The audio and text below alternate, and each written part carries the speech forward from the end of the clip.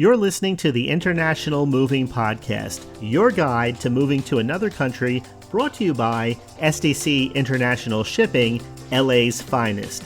An international move is exciting. It's a time to start over, establish a new business maybe, reestablish family ties, or retire where your budget will do more for you. Please enjoy today's episode, and if you have any questions about your international move, give us a call at 888-779-3962. That's 888-779-3962. All right, welcome back, everyone. This is Jim for SDC International Shipping. Thank you for joining me for today's podcast episode. It's good to have you here. It's good to be here with you. Today, we're going to look into some of the top countries Americans are moving and relocating to right now in 2024. We talked about this quite a bit in 2023. We looked at many different countries. We talked about the cost of living. We talked about the moving process and everything in between. But right now, here we are. It's a brand new year. It's an election year. There's a lot of things up in the air. People have quite a few concerns, but that doesn't keep them from moving internationally. The international relocation process, of course, sometimes it's busier than others, but the relocation process is alive and well. And yes, there are Americans leaving the U.S. right now in favor of maybe some greener pastures, at least in their particular situations. And the countries they're looking at, some of the top ones as of this recording, are Mexico, Canada, Portugal, and the Netherlands. And these countries are really popular right now in 2024 due to various factors such as job opportunities, quality of life, ease of relocation. Mexico, for example, is attractive for its climate and its proximity to the U.S., as well as having affordable health care. Canada is known for its safety, health, and overall quality of life. Portugal offers a high quality of life, economic growth, political stability, making it a desirable destination for an increasing number of American expats. The Netherlands, I know someone who, not personally, but I know of them, who recently relocated there, really enjoys it. The Netherlands has a stable economy, low unemployment rates, and they offer a special program for U.S. entrepreneurs and investors to obtain residency. Other popular countries for American expats, of course, we can name countries like Spain, Greece, Thailand, and the reasons for relocation vary from things like work opportunities to lifestyle preferences, such as climate or maybe even just cultural experiences. Those are the things that people are looking for. Now, if you're an American, you're moving to Portugal, you have to secure a Portuguese residency permit if you plan to stay for 90 days. 90 days is a great way to get started, though. 90 days gives you enough time to see what's going on at maybe several different locations, get a feel for what different areas are like, and see if it's something that 90 days out, if you find yourself thinking, I wish I could have stayed another 90 days. Sometimes we look at a place, but we look at it from a distance, and it's not until we spend some time there that we recognize whether or not it's going to be a good long-term fit for us or not. So you can look at a place like Portugal, and the temporary residency permit can be obtained through several ways, such as finding work in the country for a Portuguese employer, or enrolling in a long-term course of studies, or marrying a Portuguese citizen, or investing in the Portugal's economy. So the temporary residence permit is valid for a year, and it can be renewed for up to 5 years.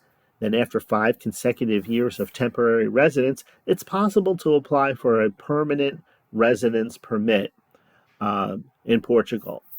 Now, to apply for a residency permit, let's just talk about Portugal right now, because there's several countries I want to touch on: Mexico, Canada, Portugal, and the Netherlands. But let's keep focusing on Portugal as long as we're here.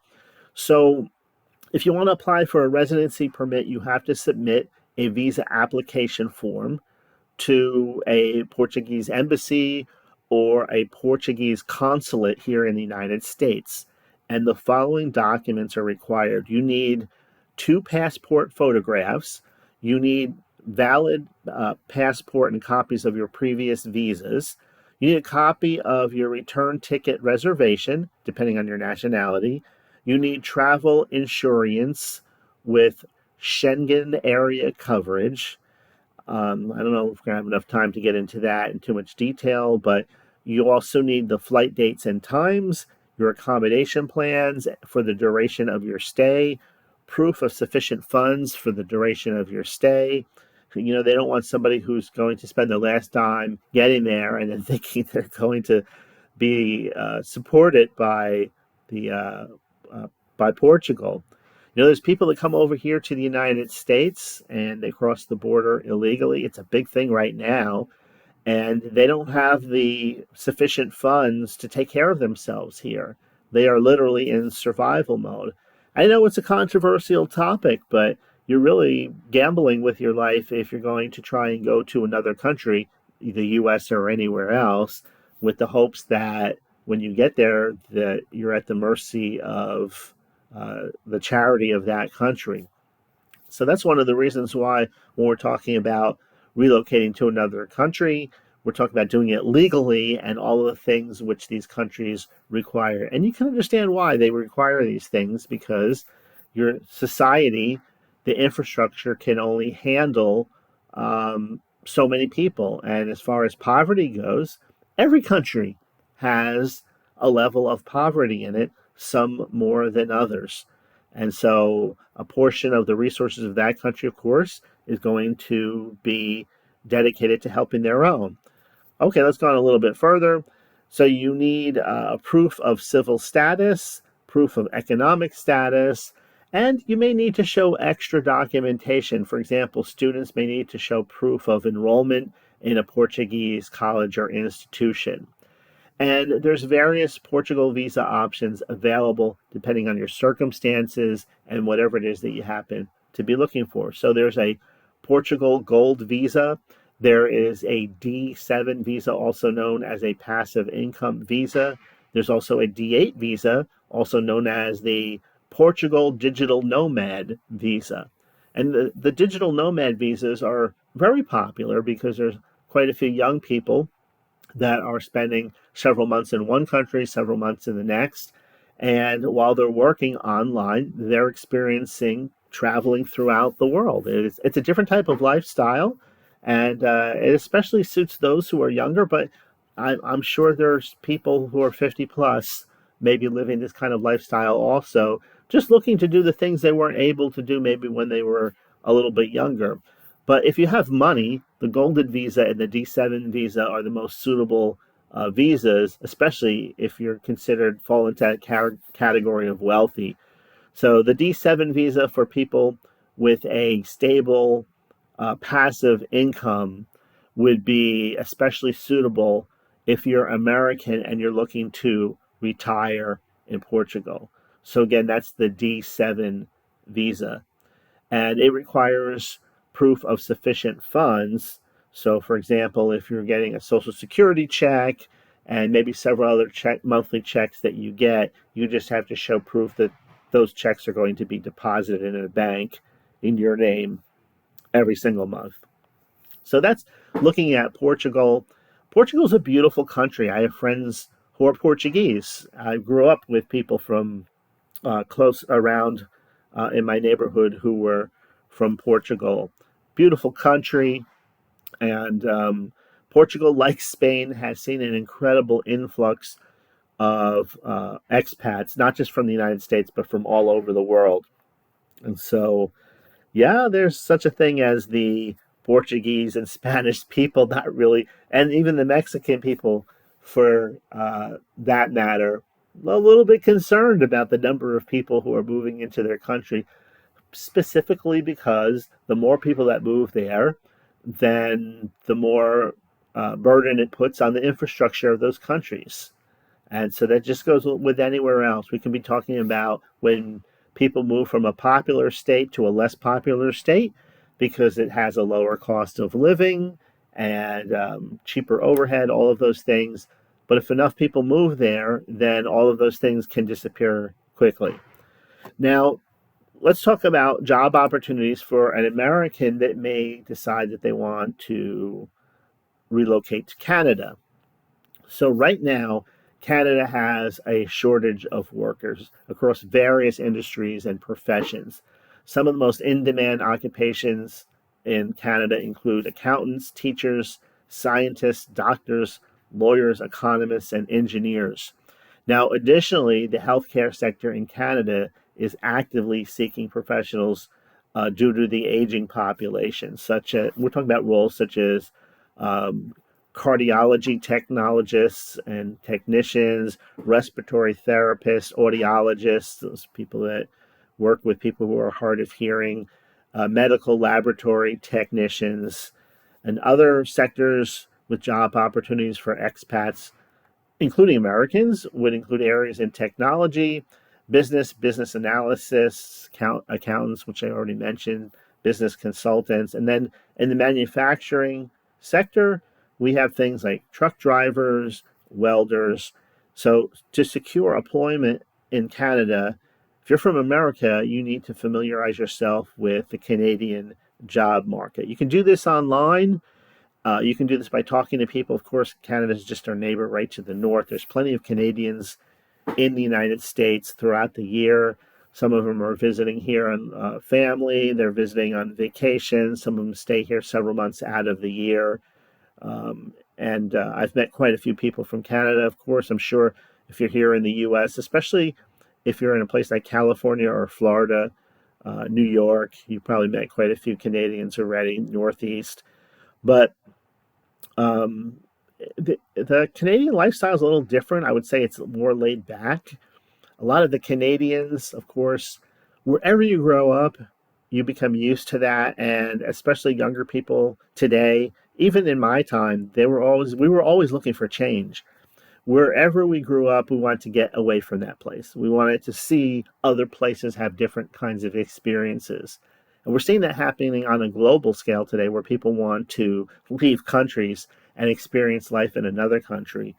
But Canada has been one of those places where Canadians for many years have come to the US. And now I see a reverse of the trend where Americans are looking to go there specifically for um, career opportunities like the ones that I just mentioned. So, but you do need to familiarize yourself with the Canadian job market. You need to understand the recruitment process and then identify any skill gaps that you may need to address. It's also important to note that a job offer alone doesn't grant anyone the legitimate right to work in Canada because a work permit is required. And gaining Canadian work experience can definitely help improve your resume and the potential for improved or permanent residency, improved work conditions, improved job opportunities. But there is a program called the Canadian Experience Class, or the CEC, and that's a program to help people qualify for permanent residency. So, okay, let's keep going. Now, if we want to let's talk about the Netherlands. The Netherlands, in particular, I want to focus to begin with the average cost of living. The average cost of living for the Netherlands right now in February of 2024 is $1,835 per month for a single person, which is about 25% less expensive than it is the United States. Now, if you're living in a place like a California or a New York, of course, that 1,800 is not an accurate figure. We're talking about the average cost of living in the Netherlands and the United States. Actually, I should have said the average cost of living here in the United States for a single person is $2,434 right now as of this recording. It's $1,835 in the Netherlands. But $2,400 a month would make it almost impossible to survive as a single person in a New York City and a Los Angeles, California. So again, we're talking averages here. So a single person, that does seem. Now I live in Florida, But I think it depends on what your situation is. Some of you have vehicles that are already paid for, so you don't have a monthly expense with that. Um, some of you have higher health insurance than others, so that 2,400 would just it's not realistic in your situation. In other words, at the average cost. But the average cost of living in a specific city like Amsterdam is roughly 2,300 and change per month for a single person. And that does make it one of the more expensive cities to live in right now. The cost of living in the Netherlands is more expensive than 82% of the countries in the world right now. And so, if we look at the average cost of rent, a one bedroom apartment in Amsterdam would be about $1,521, according to the latest data, which is less expensive than the average monthly rent for a one bedroom apartment in the United States. And again, we're talking about averages, which is 1626. Now, $1,626 won't even buy a closet probably in a New York City or a Los Angeles. So again, keep in mind we're talking about averages. Now, food, basic lunchtime menus in the business district cost around 16 euros in the Netherlands, while it's about $18 in the United States. Lunchtime menu in a business district, of course, a little more expensive there than it would be in a more rural area. Utilities, the average monthly cost for utilities like gas and electricity is about 26% less expensive, this says, right now in the Netherlands than it is in the United States.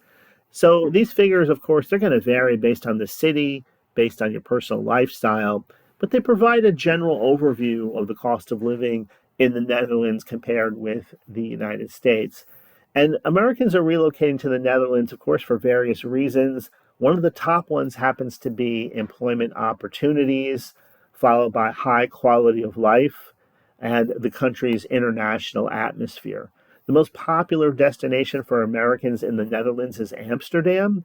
It's known for its cosmopolitan atmosphere, spirit. It has a rich cultural life there and a very large international community. The city has a convenient location. It's really the heart of Europe. Amsterdam is really considered to be kind of located in the heart of Europe, and it has a strong job market, particularly in the sectors such as healthcare, IT, and technology. So it's an attractive destination for a lot of people. Additionally, the Netherlands is known for a high standard of living and a very good work life balance, which is something that's appealing to an increasing number of people, not to mention expats. Now, the relocation process to the Netherlands involves obtaining, of course, the necessary visas and residence permits, finding housing, registering with local authorities, potentially learning Dutch, maybe a little bit about the Dutch culture. And so the people that I know that are located there now say that, and they're not located in Amsterdam, they're located in more of a rural area. So they find it very inexpensive. They find that most people understand English, so there's not a problem with that. They're there for, I believe, 12 to 24 months, and they're coming back to the U.S. and they're looking at it as kind of the digital nomad approach, but with the intent on spending a little bit of a longer time there. But the relocation process, again, is like it is with any other country. But if you're looking at an Amsterdam, you have to realize that if you're going after that higher quality of life and the better work life balance, which a lot of people believe is missing here in the United States, especially, a lot of Europeans say that who come here from there to here, is that the pace of life is much faster here. More focus is on the person's identity based on what they do, what they produce, what type of work they're involved with, whereas that's less so or less important, or there's less of a focus on that in many of these countries, including the Netherlands. But if you're moving to the Netherlands, typically you're going to obtain a residency permit, which is often going to be linked to some kind of employment there. U.S. citizens do not need a Dutch long stay visa, also known as the MVV, to enter the Netherlands. So they can submit their residency permit application directly to Dutch Immigration and Naturalization Services, also known as the IND. So the process involves finding a job in the Netherlands, obtaining a work permit, and then collecting the necessary documents for a residence permit application. That includes things like a valid U.S. passport, having a clean criminal record, and proof that you have sufficient means of sustenance that you can afford to be there. And the residency permit is usually issued for work, for studies, or for family reunification purposes. It's valid for a maximum of 5 years with the possibility of renewal. And after obtaining the permit, the individuals must register at the Dutch municipality in order to obtain a citizen service number, also known as the BSN. And that number is necessary for working and opening a bank account in the Netherlands. I guess it's kind of like the Social Security number that we have here in the United States. So we looked at a few different countries today. We looked at Mexico, our neighbor to the south. We looked at Canada, our neighbor to the north. We looked at the Netherlands. These countries are very popular right now for international relocations from people leaving the United States. I'm sure that will remain for at least several more months, maybe throughout the new year. There's a lot of popular destinations today, I have to say, not just for people moving from the US, but from people moving worldwide. So when you're ready to take the next step, just realize that we're here at SDC International Shipping to help you do exactly that. You can visit our website at sdcinternationalshipping.com. You can call our toll-free number if you want. We have a free form so that you can receive a free quote online. Just put in where you're moving from, where you're moving to. We have the form on every single page. Hit the next button, fill out the information, and at the end, you'll be able to receive a free quote. And just know that you are working with and will be working with a very experienced company that's made up of seasoned logistic professionals, experienced packers and movers, and administrative specialists. All of these individuals work together because we strive to provide the kind of moving experience for each and every person that is as seamless and as hassle-free as possible. We understand the specifics of each country and have a specialist for that country that understands customs and procedures inside out. They know what type of paperwork is needed, what they focus on, what they don't focus on, what they allow and what they don't allow. So you're not just working with a moving company, you're working with a partner who can help you with a lot of things involved in the entire moving process. So you'll receive an accurate estimate. Let me just mention here that SDC understands that every move, every individual's needs are different. And so an estimate will be built around your needs. You won't have to buy or pay for more than you actually need. Your shipments are tracked. You don't have to worry about that. Storage is available on both sides of the move. If you need to store some things here temporarily or some things at your destination temporarily because maybe that residence is not available yet and you're going to be kind of in an in-between state for some time, just know that all of those things are available. If you have any questions about international moving regulations, we can help you with that. If you have nice furniture you want to take with you, all your furniture will be prepared beforehand, properly wrapped. All fragile items are taken care of. You don't have to worry about any of that. SDC has moved very expensive art pieces, gallery museum pieces, high-end pianos, which is a service in and of itself. You'll have professional packers, in other words, taking care of that for you, so you don't have to worry about it. Of course, insurance is available.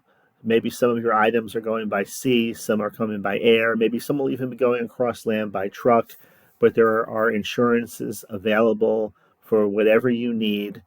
And just know that SDC International Shipping will be there for you each step of the way. And then at the end, of course, people will follow up to make sure that everything went smoothly, that there weren't any problems, and if there is anything that needs to be resolved, you won't be just left hanging. SDC International Shipping is there for you from the beginning, all through the middle of the process, and right through the very end. So I think that'll do it for today's episode. As always, thank you for listening. If you know anyone who you think would enjoy this podcast about international moving, looking at different countries, what makes them unique, the process, and so forth, please share the link of this podcast or to this podcast with them. We really appreciate it. There's so much noise out there today. We really do appreciate when you share this podcast with others or even the links to our website, because it makes it possible for us to reach people who would otherwise be very difficult to reach. So thanks again for listening. I hope you enjoy the episode, and I will see you next week in next week's episode. We hope you enjoyed today's episode. Thanks for listening. Whether you're relocating within the country or moving to the other side of the world, we're here to help from start to finish. Connect with us today at 888-779-3962. That's 888-779-3962.